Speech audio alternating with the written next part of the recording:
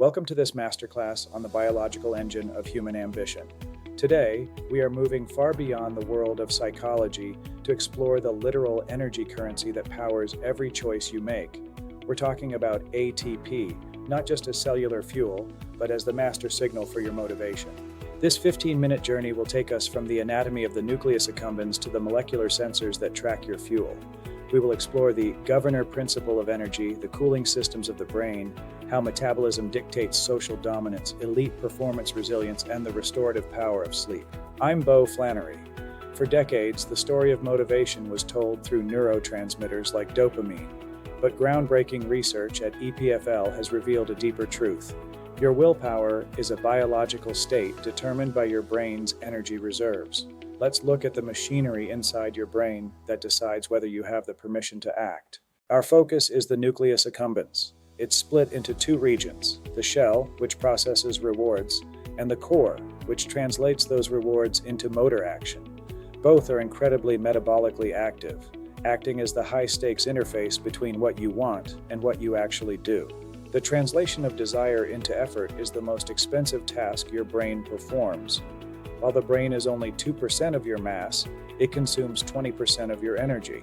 Every time you push yourself to work, you are spending a literal metabolic coin from a limited pool of ATP. Understanding this cost is the first step in understanding motivation. ATP is usually seen as fuel, but in the nucleus accumbens, it acts as a signal. Recent studies show that ATP is often released alongside dopamine. While dopamine tells you a reward is coming, ATP provides the metabolic permission to go after it. Without that signal, the reward is just an abstract idea. Think of your mitochondria as active accountants. They aren't just churning out energy, they are tracking it. The density and efficiency of mitochondria in your nucleus accumbens directly determine your trait motivation, that baseline level of drive and social confidence you carry into every room you enter. How does the brain know its energy status? It uses KATP channels. These are specialized sensors that monitor the ratio of ATP inside the neuron. When energy is abundant, these channels stay closed, allowing the neurons to fire easily. This is the green light that keeps your motivation levels high. But when your ATP levels drop, these KATP channels open up. This causes potassium to leak out of the cell, making the neuron hyperpolarized and significantly harder to activate. Essentially, your brain pulls the circuit breaker to save power. This is the biological reality of hitting the wall and losing focus. This potassium leak makes the cell more negatively charged, pushing it further away from the firing threshold. Your brain is literally making it harder for you to act. You aren't being lazy. Your biology is performing an emergency shutdown to prevent a total energy collapse in your motivation hub. This cellular shutdown manifests as behavioral paralysis. You might want to finish the task, but the effort feels insurmountable. Your brain has decided the metabolic cost is too high for the expected reward, and it has disabled your motivation engine until you can recharge your ATP levels. Researchers at EPFL proved this by using rotenone to inhibit mitochondrial function in mice. Their motivation vanished instantly, but when they blocked those KATP channels with a drug, the mice kept pushing through despite the energy deficit. The will was forced by keeping the circuit breaker closed. The fact that we can rescue motivation by manipulating these sensors tells us that willpower isn't just a mental choice, it's a chemical one. If we can keep those channels closed, we can stay motivated even when we are tired.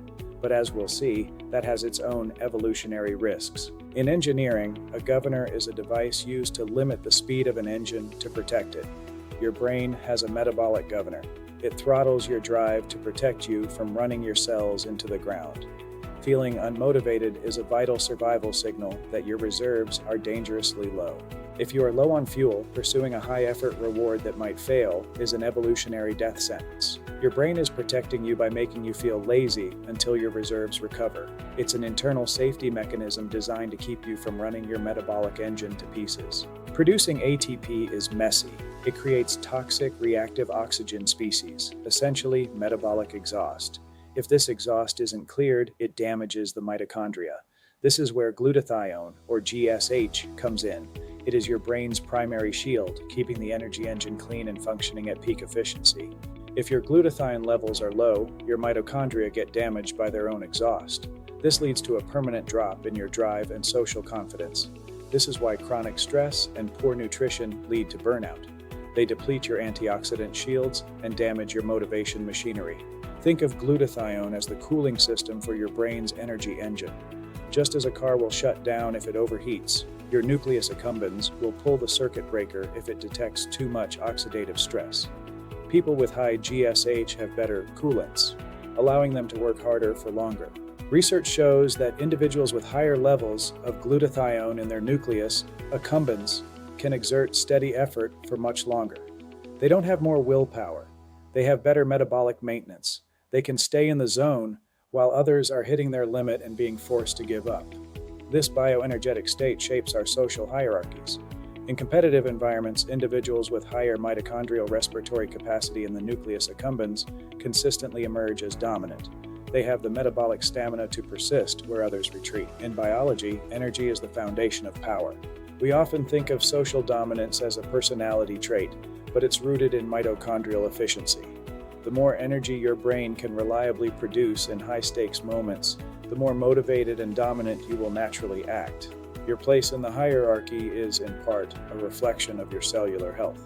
There is a profound link between anxiety and energy.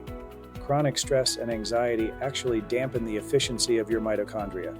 This creates a metabolic vulnerability, making it physically harder to feel motivated and easier to feel socially defeated. Stress literally drains your biological fuel. When your mitochondria are impaired by stress, your brain defaults to a submissive state to save energy. You avoid challenges and retreat from social competition because your brain detects you don't have the fuel to win. To overcome social anxiety, we must first address the metabolic health of the brain. We used to think motivation was all about dopamine, but we now know that ATP is released alongside dopamine in the brain's core. Dopamine signals the potential reward, but ATP provides the permission to act. Without that metabolic coin, the reward signal is ignored by the brain. Think of it this way: dopamine is the want, but ATP is the can. You can want something with all your heart, but if your KATP channels are open and your neurons are hyperpolarized, you simply cannot act. Motivation requires both the signal and the fuel, and we've been ignoring the fuel. This partnership explains the devastating crash of stimulants. Substances like cocaine don't just increase dopamine, they spike extracellular ATP by over 200%. That massive high is an artificial signal that energy is unlimited. It forces your motivation engine into overdrive, ignoring all the governors.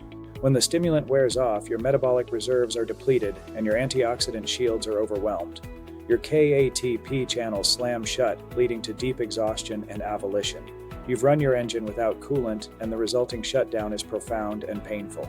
What separates elite performers from the rest? It isn't just talent, it's metabolic resilience. High-level athletes and performers have optimized their accumbal ATP recycling. They can stay focused and motivated in high-pressure environments because their brain's circuit breakers have a much higher threshold for energy depletion. We can train this efficiency through specific protocols. Intense intervals, cold exposure, and focused mental work all push the limits of your nucleus accumbens. Over time, your mitochondria adapt, becoming more dense and efficient, giving you a larger metabolic budget for willpower in every area of your life. Training is metabolic. The most critical tool for drive is sleep. During deep sleep, your nucleus accumbens undergoes a massive restoration process. ATP levels are replenished, and the oxidative exhaust from the day is cleared out by the lymphatic system. Sleep is the only time your motivation engine can truly recharge its fuel and coolant. Just one night of poor sleep can drop your accumbal ATP levels significantly. This is why you feel so unmotivated the next day. Your brain has already opened those KATP circuit breakers to conserve what little energy you have left. If you want high drive, you must prioritize the deep sleep that recharges your cellular will. Sleep is motivation. Your ATP levels follow a circadian rhythm. In most people, accumbal energy peaks in the morning and dips in the afternoon. This is why we feel a natural slump in drive after lunch. It isn't just about food, it's about the natural metabolic cycle of your motivation hub. Sync your work with these peaks. To be productive, you must sync your hardest tasks with your brain's natural energy peaks. Trying to push through high-effort work when your accumbal ATP is at its circadian low is like trying to drive a car with no gas. You'll hit that circuit breaker, and the resulting frustration only drains more fuel. Work with your biology. Nutrition plays a key role. Research shows that ketones, produced during fasting or low-carb diets, can provide a more efficient fuel source for the nucleus accumbens. Ketones produce less ROS exhaust than glucose, helping to keep your antioxidant shield strong and your drive steady. Eat for drive. Training your brain to be metabolically flexible, able to burn both glucose and ketones, is a superpower for motivation. It allows you to maintain high ATP levels without the constant spikes and crashes of a high-sugar diet. A stable energy supply means a stable and resilient will. Your diet is your drive's foundation. Understanding this opens new doors for treating depression and burnout. By targeting mitochondrial health, using NAD plus boosters to increase energy production or NAC to boost antioxidant shields, we may be able to recharge the human will directly at its metabolic source. Future therapies are metabolic. We are moving toward a world where we treat mental health by healing the energy engine of the brain. Instead of just trying to change your thoughts or mask symptoms with dopamine, we will provide the metabolic support your brain needs to fire naturally and sustain the effort required for a healthy life. Psychiatry is evolving. We can now see these energy levels in real time. Using ultra-high field 7 Tesla MRI, researchers can measure glutathione and ATP levels in a living human's nucleus accumbens. This provides an objective biomarker for motivational health. We can finally see the physical basis of drive. Technology reveals the will. In the near future, we will use these scans to predict burnout before it happens. If your accumbal glutathione levels are dropping, you are at risk. This technology allows us to move from judging people for giving up to seeing the literal fuel shortage that is causing their exhaustion. We can prevent the crash. Conditions like major depression are characterized by avolition, a complete loss of drive. This research suggests we should stop treating these solely as psychological failures. These patients aren't weak. They are often experiencing a profound bioenergetic deficit in their brain's motivation hub.